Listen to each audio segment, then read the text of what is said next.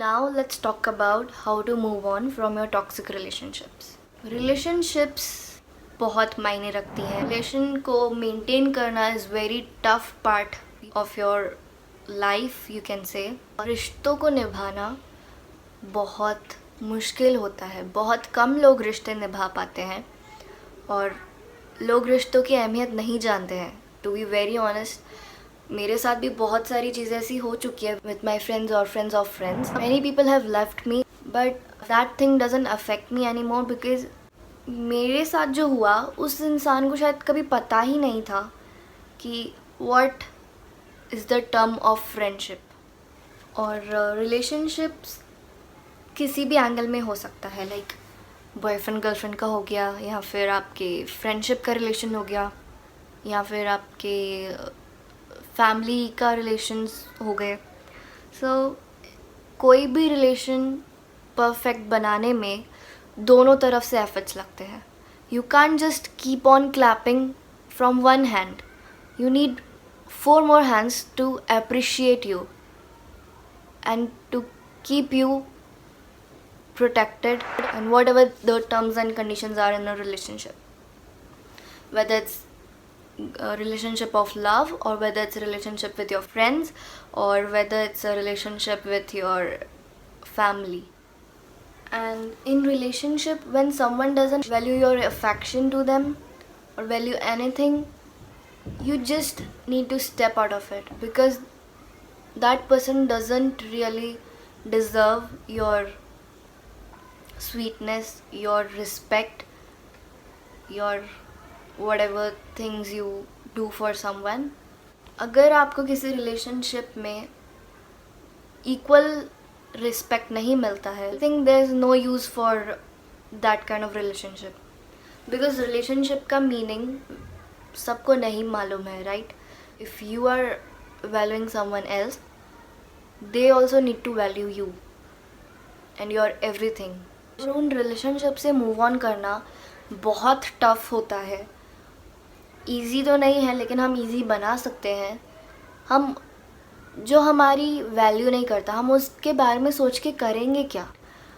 हमें उस चीज़ से मूव ऑन करना पड़ेगा कैसे भी. और सबसे मेन इम्पॉर्टेंट चीज़, पहले अपने आप को लव करना सीखो, अपने आप का फेवरेट बनना सीखो, और उसके बाद ही you can let go of that person. And by moving on you need to detach yourself and explore yourself that where you belong and what you deserve.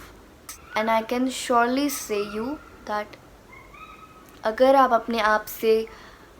अपने आप को समझोगे और अपने आप की थिंकिंग से अपने आप को डिटैच करते हो, आप अपने आप पहचान सकते हो कि आप हो कौन, और आप क्या चाहते हो, आपको क्या करना चाहिए, क्या नहीं करना चाहिए. You can easily see your self. No one else matters that much. What you need to do is just focus on yourself.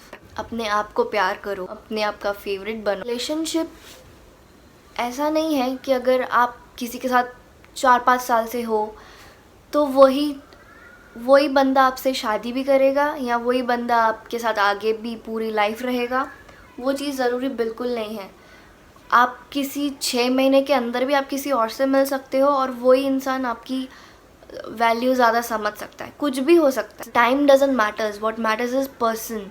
And you need to really know, you need to जज कौन इंसान आपके लिए सही है और किसके साथ आप अपना लाइफ स्पेंड कर सकते हो या किसको आप अपनी लाइफ में आगे इम्पोर्टेंस दे सकते हो.